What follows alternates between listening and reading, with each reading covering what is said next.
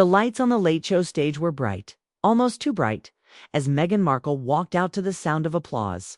Her expression was calm, her steps confident. She wore a sleek white blazer, her hair tied neatly back. It was supposed to be a simple interview. Few laughs, a few updates about her women's foundation, and a message about global education.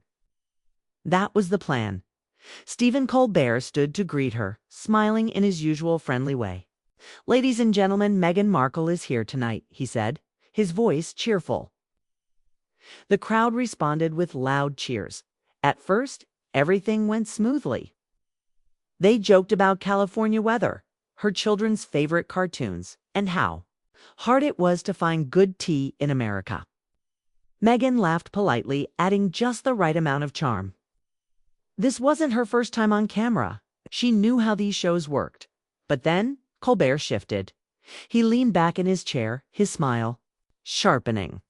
"Now, Meghan," he said, reaching for a blue cue card.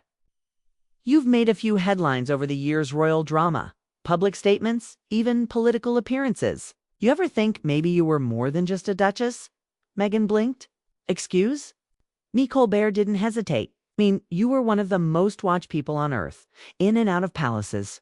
You had access to political leaders, state events, even classified briefings, and yet you always claimed to be just Meghan. The audience laughed nervously. I've always tried to be open about my journey," she said carefully, her voice still calm. "My work has always been centered around women's empowerment." "That's great," Colbert interrupted. "Let's roll something real quick." The screen behind them lit up. It started as a clip from a recent political roundtable. Senator Elizabeth Warren and Carolyn Leavitt were in the middle of a heated argument. Warren accused Leavitt of spreading dangerous disinformation. Leavitt snapped back, accusing Warren of political hypocrisy. Then the clip shifted. A headline appeared. "Influencers in disguise are public figures being used as assets." Another clip played, this time of Meghan from years earlier, during a trip to Africa, shaking hands with intelligence officials.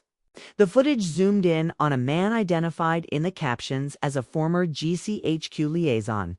Then came the quote. Large, bold letters across the screen. "Sometimes you have to blur the line between diplomacy and influence." Stared at the screen, stunned. "I never said that," she whispered. Colbert raised an eyebrow. "You didn't?" "No," she said, firmer this time. "That quote is fake. That's not mine." There was an uncomfortable silence. Colbert tapped his cue card slowly. "Well, it's going around. And people are wondering how much of your past was just public service and how much was something else." Meghan swallowed hard. "Are you seriously accusing me of being some kind of covert agent?" "I'm not accusing," Colbert said with a smirk. "I'm just asking questions. That's what we do here." The crowd didn't laugh this time. The interview continued, but the tone had changed. Meghan tried to steer the conversation back to her foundation's work, education, access, global scholarships, safe spaces for girls. But the damage had been done. By the time the show ended, the fake quote had gone viral. #SheSPY started trending within an hour. Conspiracy blogs dug into her past, sharing photos from her time in the UK, her visits to embassies, her closed-door meetings during international trips. Right-wing media picked up the Colbert clip, running headlines like "Markle's Double Life." And what Meghan didn't tell us. But that wasn't the worst part. Inside a secured room in an unnamed location, 5 people watched. The interview footage in silence. Surveillance feeds, social media graphs, facial recognition data all flickered on the wall-length screens. "She's gone off the script," said a woman in a dark gray suit. Her name tag read, "Langley Analyst Division. Do we activate?" "Red line," asked a man beside her. Langley didn't hesitate. "Yes. Initiate protocol, red line. Start full digital sweep mails, cloud storage, encrypted apps. She's exposed. We need to know what she's holding." "On it," said the technician. A few keystrokes later, Meghan's digital life was laid bare. Messages from journalists, old contacts in the UK, even her foundation's encrypted donor list now being scanned for patterns. In her New York hotel room that night, Meghan sat in silence. Her phone was buzzing nonstop. Her team had gone quiet. Sponsors were backing out. She had gone on Colbert to spread hope. But she left with a storm following her. She turned on the TV. Colbert's show was being replayed again. The quote flashed across the screen. Leavitt, a new Chiron. Meghan Markle, misunderstood philanthropist or global manipulator. She reached for the remote, turned off the screen, and stared into the darkness. Something bigger was moving now. Something she couldn't see but could feel closing in. And somewhere in that darkness, people with power were watching her every move. His sun hadn't even risen when. Meghan's name filled every news ticker from New York to Nairobi. The interview had gone viral in the worst possible way. Cable news channels ran the Colbert clip on loop, each analyst more speculative than the last. Was she acting alone? Is there a deeper operation behind her royal exit? Even morning hosts who once praised her now asked if she had crossed a diplomatic line. Meghan sat at the edge of her hotel bed, staring at her phone. Hundreds of missed calls. Her PR manager left a single text. Damage control is impossible. They want blood. Cross the ocean. In London. A dim-lit conference room inside GCH Kutha. UK's government communications headquarters was already buzzing. A large monitor showed Meghan's face beside the words, Asset classification, contaminated. A British intelligence officer adjusted his tie. She's gone hot. The Colbert incident was either a fluke or someone pulled the trigger early. Another officer nodded. Do we engage, Lyra? There was a pause. Not yet. Let's wait. See who she contacts. Meanwhile, in D.C., a freelance investigative journalist named Tomas Navarro watched the same interview from his cluttered apartment. He rewound the tape, eyes narrowing. He wasn't just watching Meghan's face. He was watching the cut edits, the flash of graphics, the timing. Too clean. Too strategic. He'd seen this pattern before during a NATO disinformation simulation 2 years earlier. It was media choreography, not improvisation. He sent an encrypted message. It's back. Protocol, red line confirmed. Target, Markle. Back in New York, Meghan stepped into a black SUV with tinted windows. No makeup, no assistant, no press. Just silence. She had agreed to meet someone. Not her publicist, not her legal team. Someone who had once warned her this might happen. They met in an underground garage beneath a bookstore in Brooklyn. The man, waiting for her, wore a dark pea coat and a wool cap pulled low. His name was Gray, and once upon a time he worked for Me 6. You shouldn't have gone on Colbert, he said without looking up. I was trying to help girls, Meghan replied. That's all I've ever tried to do. Gray handed her a small silver flash drive. That's not what they see anymore. Meghan clenched her jaw. Who are they? He looked at her now. The Lyra Consortium. You were a pawn in there? Soft power program? High-profile empathy assets that raise you up, make you global, ... Then burn you down when they need a distraction. Meghan stepped back. That's insane, is it? Gray asked. You think it's an accident that your humanitarian trips overlapped with trade deals? That your speeches aired just before arms negotiations in Saudi Arabia? You weren't in the room, Meghan, but your name opened the doors. She shook her head. No one ever told me, because you didn't need to know. That was the brilliance of it. Influence without accountability. Meghan stared at the flash drive. What's on it? Proof that you were part of Phase 2, the authenticity window experiment. And you're not the only one. That night, Meghan returned to her hotel and plugged the flash drive into her laptop. A simple interface appeared.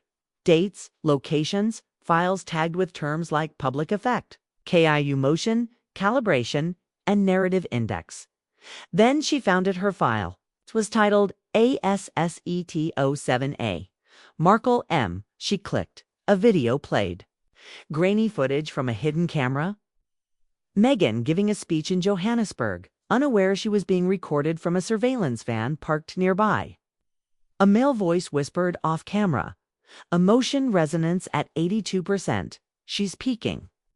Begin target response. Campaign in 3 weeks. Megan's hands trembled. Everything she had worked for, every heartfelt message. Every project, every dollar raised was part of something darker. Her face flashed again across the screen, this time on CNN. The words below her. Photo read, Breaking. Foreign influence inquiry Markle on preliminary watch list. Her heart pounded. She shut the laptop and looked out the window.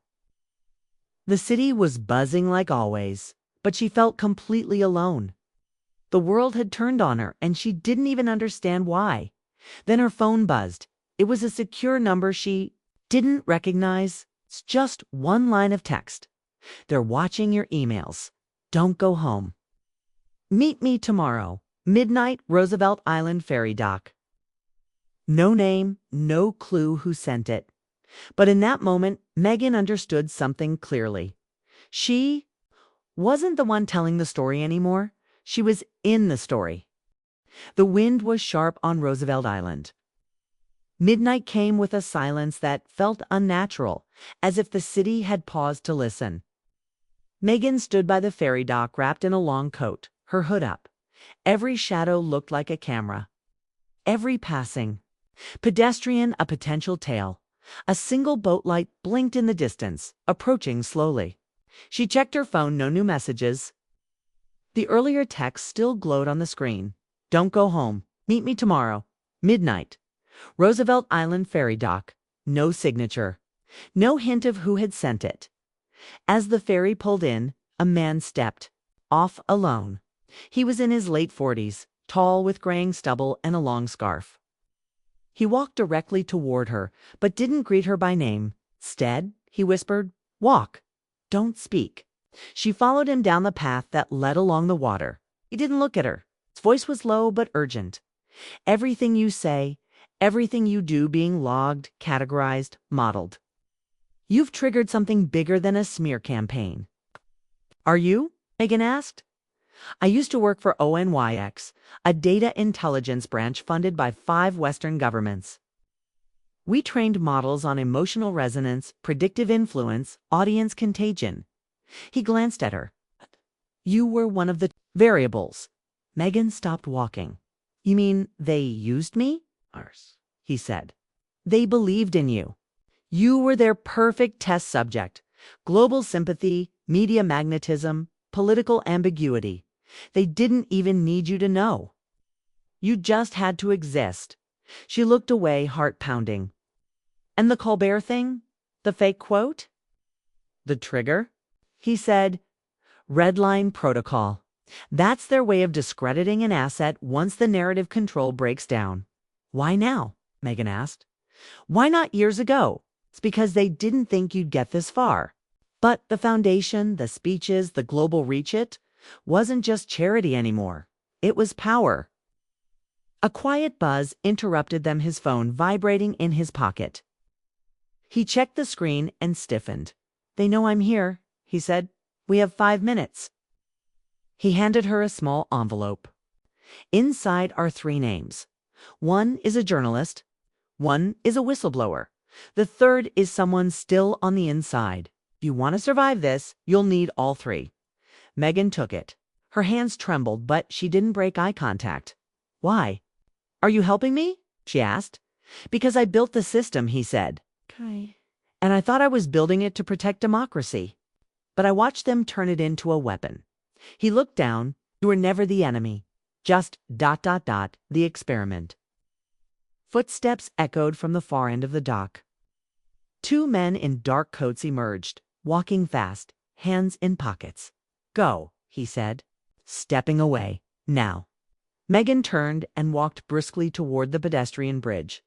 Behind her, she heard the man raise his voice, stalling, bluffing.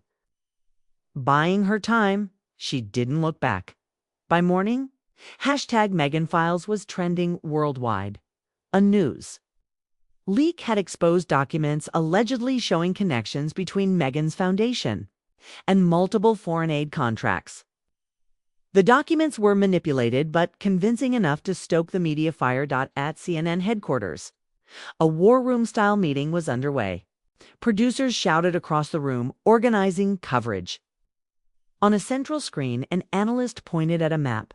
She's been spotted on surveillance near Brooklyn, then Roosevelt Island. She's not running, but she's looking for allies. We reach out, a junior producer asked. No, came the reply. We don't touch this unless it comes from above. Langley's monitoring now. Back at her hotel, Meghan locked the door behind her and opened the envelope. 3 names. Handwritten. One she recognized immediately. Tomas Navarro, the journalist who had once investigated NATO PSY-ops. She called the number. Tomas answered on the second ring. I was expecting this, he said. You believe me? Meghan asked. I don't need to believe. I just need to verify. But I've seen the red line footprint before. They're not erasing you, they're repackaging you. That's scarier. Meghan sat on the edge of the bed, the curtains still drawn. They want me to disappear? No, Tomas said. They want you to collapse, publicly. Then they bury you in speculation. It's cleaner than assassination. Psychological. Obliteration. Meghan was silent. You need to go dark for 72 hours, Tomas continued. No phone, no media. Go to the third person on that list. They're your only way in. Into what? She asked. The archive. The original ONYX logs. If we get to that data before they clean it, we prove the whole thing. Not just what they did to Ube, how many others they've used. Meghan looked at the final name. It was written in tiny, precise handwriting. Y. Kamari, Zurich. Level 3 access. She closed the envelope. A knock came at her door, soft, rhythmic, a code 3. Short knocks. Pause, 2 more. Her blood ran cold. They'd found her. She took the flash drive, the envelope, and her passport. She didn't bother packing anything else. Whatever was happening, it wasn't about charity anymore. It wasn't about royalty. It was about truth. And someone was willing to kill for it. Zurich was. Cold, quiet, and clean, almost to clean. Meghan moved like a shadow through the airport, her coat pulled tightly around her, sunglasses low over her face. A passport, an older one with a different surname, had passed inspection without a second glance. Everything she was now dependent on the fact that no one recognized who she had once been. The address led her to an old banking district. At first glance, it looked like any other marble and glass financial complex. But beneath the sterile lobby of the third tower was something else entirely. Level 3. She showed the note with the handwritten name to the receptionist, who barely blinked before pressing a button. Moments later, a man in a gray suit and clear earpiece appeared. He said nothing, just nodded and led her to a private elevator. The descent took nearly a full minute. When the doors opened, the air was different, colder, stiller. She followed him through a hallway of matte black walls, passing office doors with names she couldn't read. At the end was a steel door marked simply, Kamari. The man knocked once and stepped aside. Come in, a voice called from inside. Yasmin Kamari sat behind a large glass desk surrounded by glowing screens. Her skin was olive-toned, her eyes alert, and her accent carried traces of Cairo, Berlin, and London all at once. You're late, she said, without smiling. I had to run, Meghan replied. They're following me. Yasmin stood and motioned for her to sit. They're following everyone now. The moment Colbert aired that footage, 5 nation-state algorithms went hot. You're officially a volatile global vector in 3 different databases. Meghan blinked. What does that even mean? It means you're no longer a person. You're a data stream, a trigger. Your name causes fluctuation in narrative sentiment, media trust indexes, even stock volatility. Meghan felt her breath catch, all because of a talk show segment. Yasmin looked at her like a professor disappointed in a bright student. No, because of years of grooming, placement, messaging, they just used the show to flip the switch. The truth is, they always had a kill switch for you. Megan placed the flash drive on the desk. This has files. It's from someone inside. Yasmin took it, plugged it in, and scanned the contents quickly. Yes, she whispered. Asset files, field logs, precursor site maps. You weren't just used, you were calibrated. Oh. She turned her monitor so Megan could see. There were graphs, heat maps, emotional response curves during her public speeches moments she thought were spontaneous, raw. But here, they were dissected with scientific precision. They were testing something, Yasmin said. Emotional contagion at global scale. You were the most effective model. When you cried, 6 nations saw a spike in public empathy. When you smiled, donations spiked. When you disappeared, conspiracy theories exploded. They weren't studying you, they were studying us through you. Megan stared at the screen, numb. Why me? Yasmin shut off the monitor. Because you had the one thing they couldn't replicate. Real pain. There was a pause. Then Yasmin slid a file folder. Across the table, this is a list of others. Not just public figures. Influencers, NGO workers, even a few journalists. Most of them have no idea they were part of it. Megan opened the folder. Her eyes widened. I know 3 of these people, she whispered. They're in danger, Yasmin said. Just like you. But if you want to stop this, you'll need to go deeper. There's a server, an offline core. Original ONYX logs before the system was sold to the private sector. It's hidden in an old NATO comms relay in Crete. Mega. Looked up. And how do I get there? You already have the access code, Yasmin said. The one named Tomas gave you. He's ex-NATO cyber liaison. He can get you in.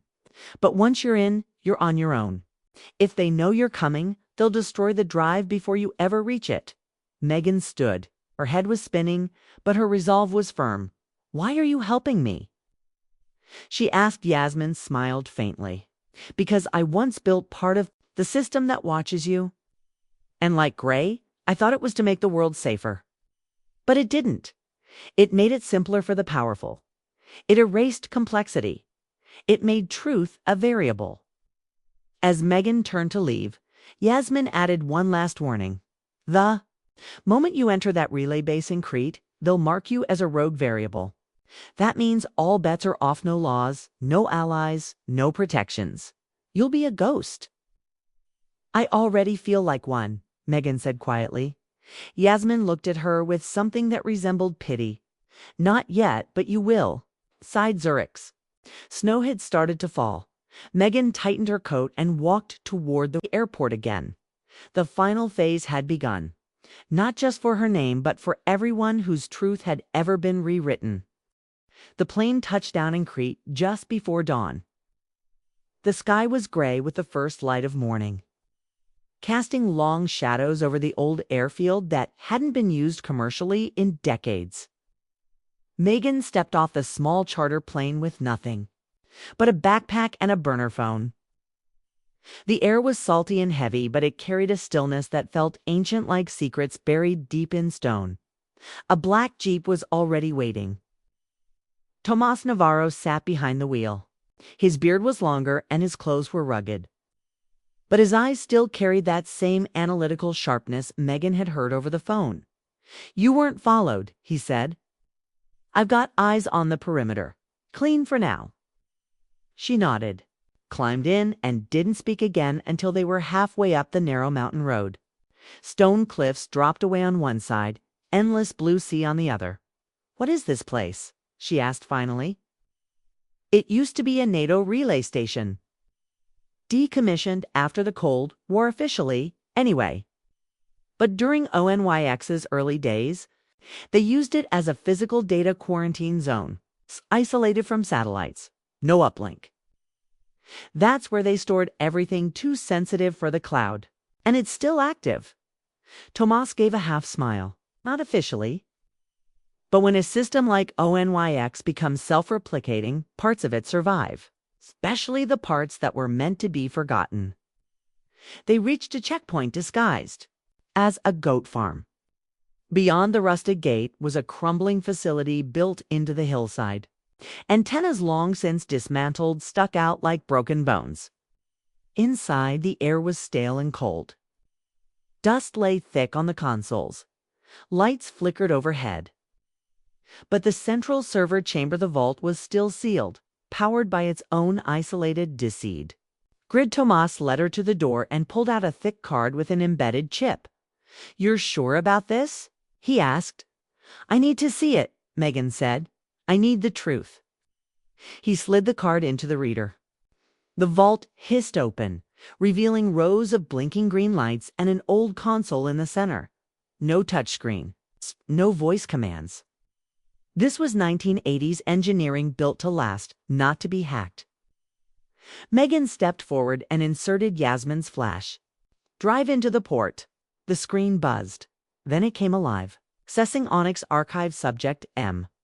Markle authorization. Red line override granted." File after file scrolled by. Audio transcripts, emotional response algorithms, internal memos about media assets.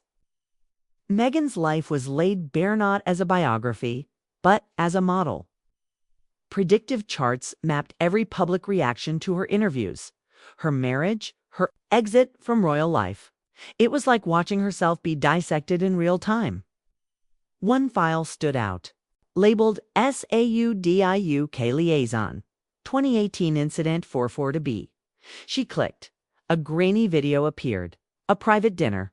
British officials, Saudi dignitaries. A younger Megan, seated quietly at the end of the table, listening but clearly present. There was no audio, but a transcript ran along the side. It detailed a confidential disagreement over intelligence sharing. Megan's name appeared in the footnotes. Subject observed during briefing. Her statement noted in cable leak. Narrative modified post-event to minimize royal exposure, she read. It again, they hadn't accused her of espionage. They'd used her presence, set it at her role to protect larger interests. Then later, when she became inconvenient, they revived the modified narrative and fed it to the media. They rewrote history, she whispered. And now they're weaponizing it. Tomas stood behind her. That's how ONYX works. The truth doesn't have to be real. It just has to be recorded. Megan copied the files to a second drive.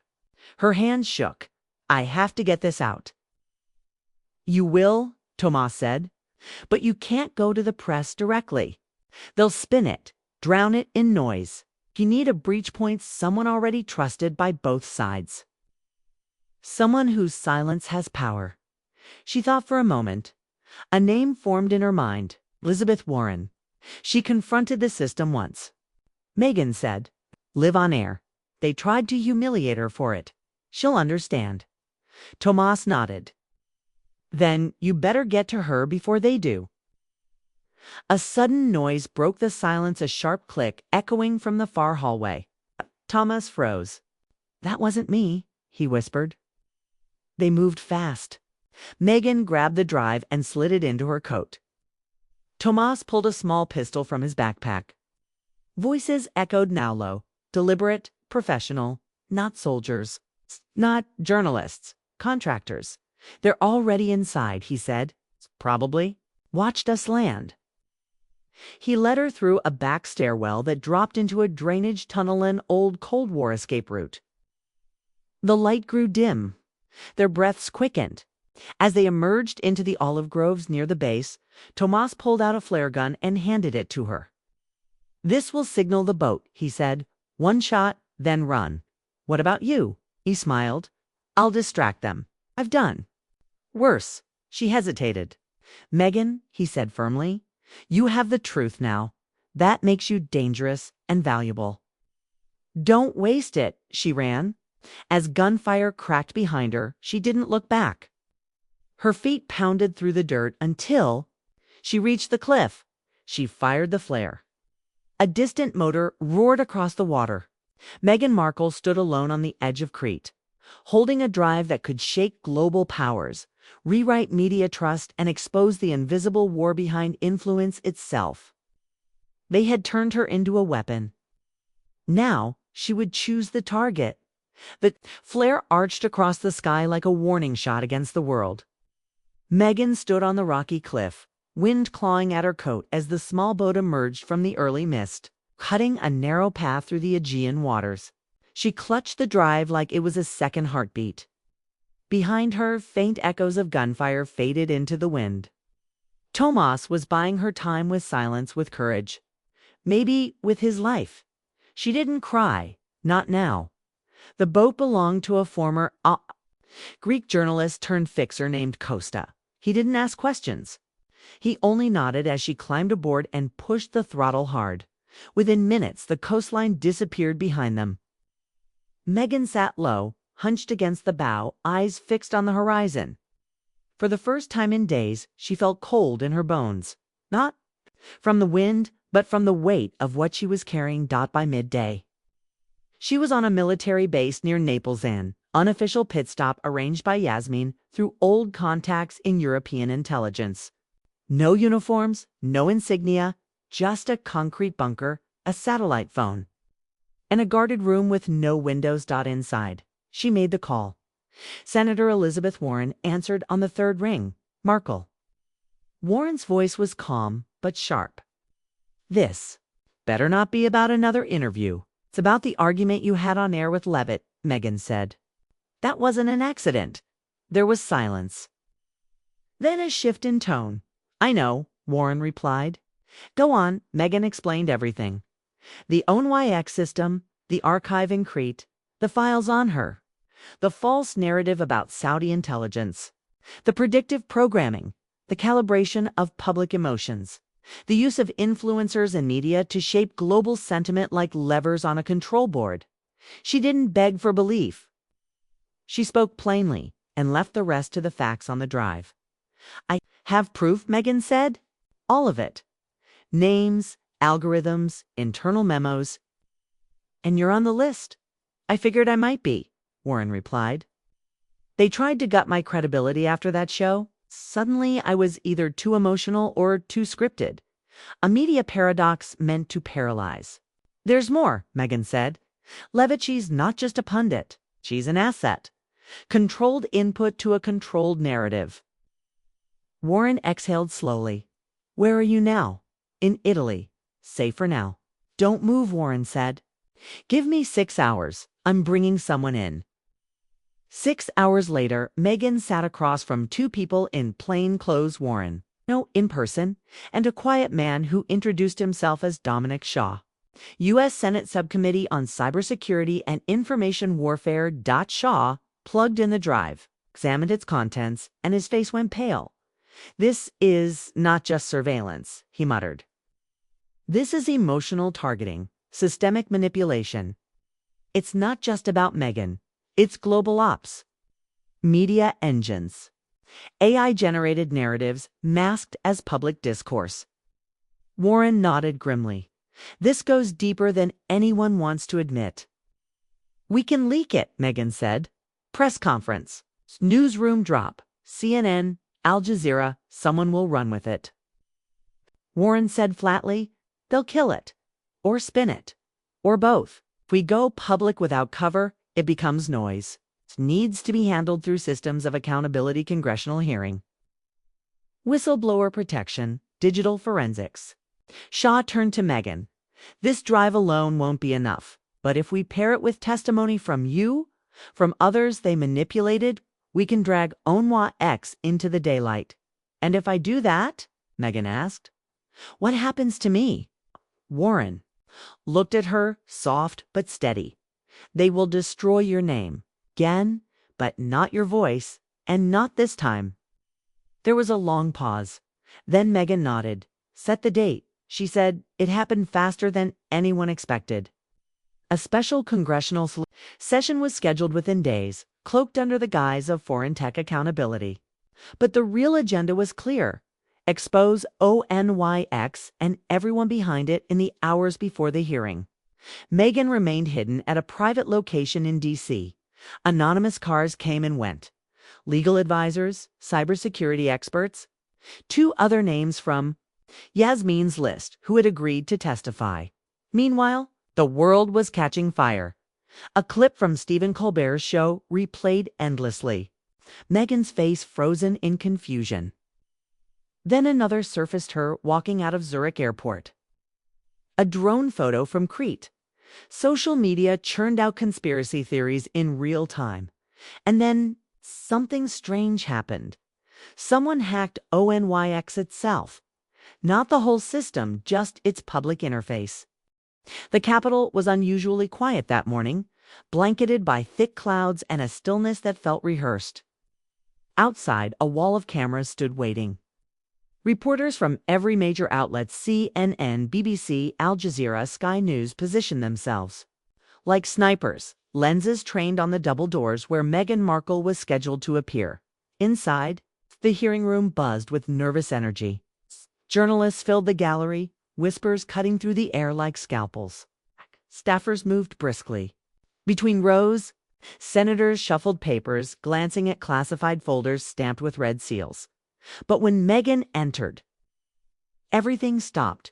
She wore a simple black blazer and no makeup. Not defiant, not glamorous, just real. She walked past the tables, past the senators, and took her seat before the microphone. There were no royal titles today. No studio lights. Only truth. And what came after? Senator Elizabeth Warren opened the session. We are here to investigate the allegations surrounding ONYX, a covert emotional influence system reportedly capable of steering public sentiment, rewriting personal narratives, and engineering social unrest through data and media manipulation. We are also here to hear testimony from key individuals who have been impacted by this system. She looked at Meghan. Ms. Markle, you may begin. Meghan adjusted the mic. Her hands were steady. My name is Meghan Markle. For the past 5 years, I have been the subject of relentless media coverage. Much of it felt targeted, disproportionate, and strangely synchronized. I thought I was just a high-profile woman caught in a cultural war. But now I know it was part of something much bigger. She paused. I am not here to clear my name. Here because I believe millions of people have been affected by ONYX without knowing it. Their feelings, anger, loyalty, fear, even hope were manipulated to serve political, financial, and geopolitical agendas. She clicked the remote. Screens behind her lit up with excerpts from the ONYX files. One slide showed a predictive reaction. Chart how a single tweet from her about climate change was modeled to trigger partisan backlash in 6 nations. Another slide revealed a timeline of emotional calibration, moments in her public life paired with algorithmic mood forecasts. The word asset leveraging appeared again and again. Senator Marco Hill leaned forward. Ms. Markle, the file labeled Incident 442B, it places you in proximity to a sensitive custody discussion. Can you explain? Meghan nodded. I attended a dinner in 2018.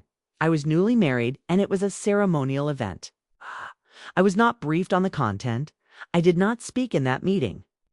But ONYX retroactively attached my name to a classified leak, not because I was involved, but because my public image could later be used to distract from the actual leak source.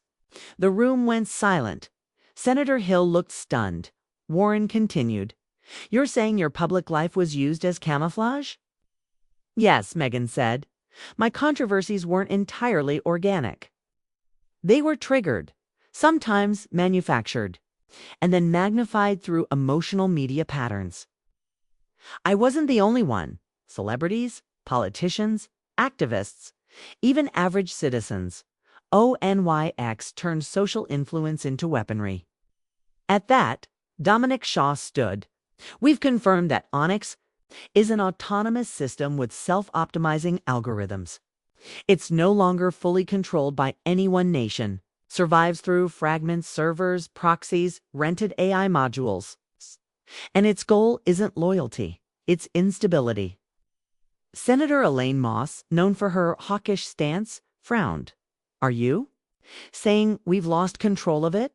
No, Shah said. We gave it up, piece by piece, for strategic advantage, for profit, for influence. The hearing exploded into questions, crossfires, demands for documents. Meghan sat through it all, calm. But when the final question came, it hit deeper than she expected. Ms. Markle, a younger senator, asked gently, "Why speak now? Why not just disappear? Live a quiet life?" Meghan looked up. Her voice was soft but clear, because disappearing is exactly what ONYX expects. And silence is how it wins. That evening, the world saw a different kind of headline. Senate hearing unmasks global AI influence system with Meghan Markle at the center. CNN called it the beginning of a new digital reckoning. Al Jazeera aired a special titled The Algorithm War. Unambassadors demanded an emergency summit. Public trust plummeted across institutions. But something else happened too. People started asking questions about what they felt, about why they believed what they believed, about who benefits when we turn on each other. For Meghan, there was no return to the old life. Her name was no longer just hers. It was history. It was threat. It was warning. But it was also a choice. And in choosing to testify not for herself, but for everyone who never knew they were being played, she rewrote the ending they had written. For her, not as a duchess, not as a victim, but as a witness who refused to stay silent, because sometimes the truth doesn't set you free. Sometimes it breaks the whole system.